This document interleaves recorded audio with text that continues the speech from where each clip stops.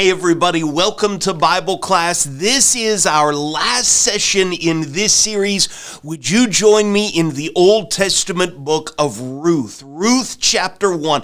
The last few months we have surveyed Joshua, Judges, and Ruth. It was in many ways a difficult time in the lives of the children of Israel. There was no king in Israel in those days, and we've noticed here in recent weeks everyone doing what was right in their own eyes. Judges especially has shown us this vicious cycle of the people being stubborn and God punishing them, and the people not enjoying that very much, and so they cry out to the Lord. God would raise up a judge and there would be some great deliverance, salvation, but then the people of Israel would get stubborn all over again.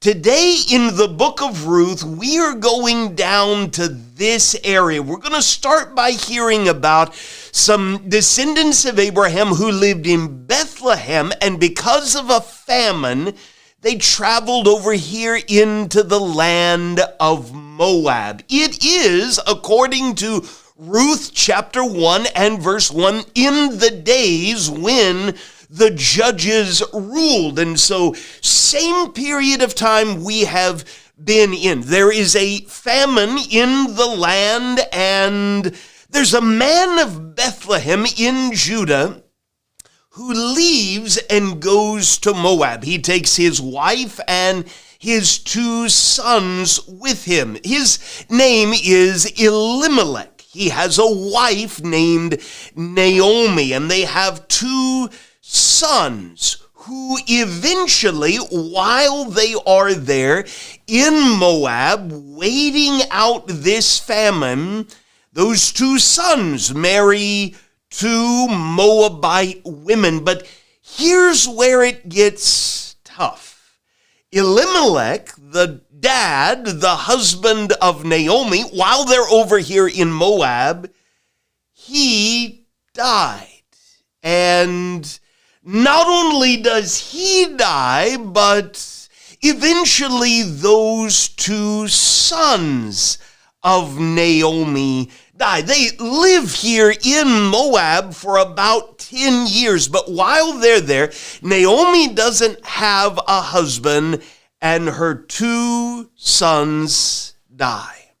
We've got an Israelite woman who is left with two Moabite daughters-in-law. And so she tells them, especially when she wants to go back home, Naomi tells her daughters-in-law, you need to stay here, I will go back. Well, one of those daughters-in-law does decide to stay in Moab. But I want you to notice in Ruth chapter 1, verse 15, when Naomi is talking to the other daughter-in-law, whose name is Ruth. See, your sister-in-law, Naomi says to Ruth, has gone back to her people and to her gods. Return after your sister-in-law. But I want you to listen to how special of a heart Ruth from Moab has. Do not urge me, she says in verse 16, to leave you or to return from following you, for where you go, I will go, and where you lodge, I will lodge. Your people shall be my people, and your God, my God. Where you die, I will die, and there I will be buried. May the Lord, may Yahweh do so to me, and more also, if anything but death parts me from you. Ruth is a special young woman. She travels with her mother-in-law, Naomi, back to Bethlehem, where they are originally from. And chapter 1, verse 22 tells us they came back at the beginning of barley harvest. Well, it was really hard for a woman without a husband and without any sons to survive in the ancient world. And so Ruth is going to have to go out and work especially hard to provide not only for herself, she's lost her husband, but also Naomi. Now, chapter 2 introduces us to another character named Boaz.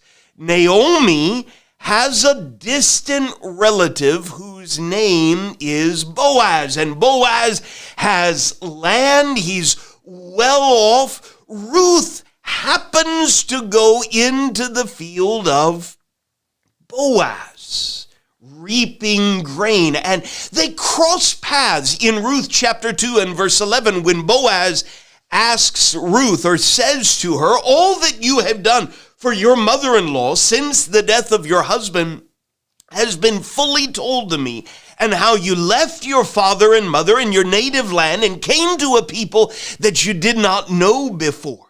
Yahweh repay you for what you have done, and a full reward be given you by the Lord, the God of Israel, under whose wings you have come to take refuge. Boaz watches out for Ruth, taking care of her, making sure that she has everything that she needs and no one harms her. In Ruth chapter 2 and verse 19, Ruth comes back to Naomi and she tells her, I worked today in the field of a man named Boaz. And Naomi in verse 20 says, may he be blessed by the Lord, whose kindness has not forsaken the living or the dead. The man, Boaz, is a close relative of ours, one of our redeemers. A redeemer in ancient Israel was a relative who had the opportunity to buy land that maybe a family was about to lose. If Naomi and Ruth lose all of their possessions and they don't have anything, they're probably going to starve to death. But according to ancient Israelite law and custom, a redeemer, a relative could come in and buy that property and allow the family going through a difficult time to stay right there. Naomi has discovered that Boaz is a redeemer.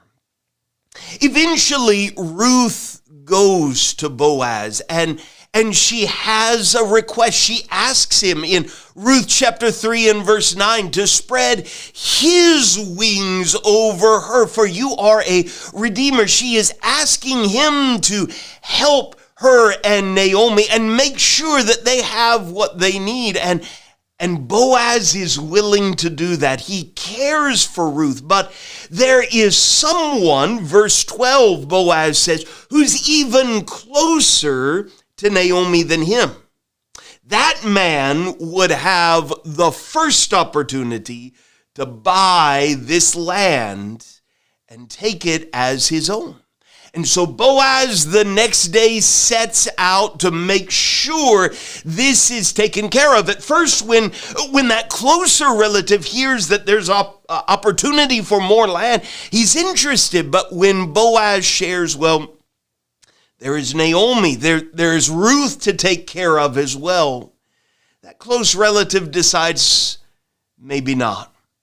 And so in Ruth chapter 4 and verse 9, Boaz speaks with the elders in the city of Bethlehem and says, you are witnesses this day that I have bought from the hand of Naomi all that belonged to Elimelech and all that belonged to those two sons of Naomi. He not only takes over the land, but he takes Ruth as his wife. And here is why this story matters in Israelite history. Boaz and Ruth have a child, a son named Obed. And our narrator fast forwards a little. Obed eventually had a son named Jesse. And Jesse eventually had a son named David. In fact, this is how the book ends, by giving us a family tree. Here we are, Boaz, who had Obed, and Obed who had Jesse, and Jesse who fathered David. Do you remember how the book of Judges ended?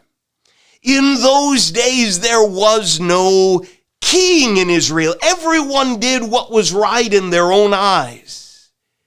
And it wasn't a good time. But the message of the book of Ruth is a king is coming.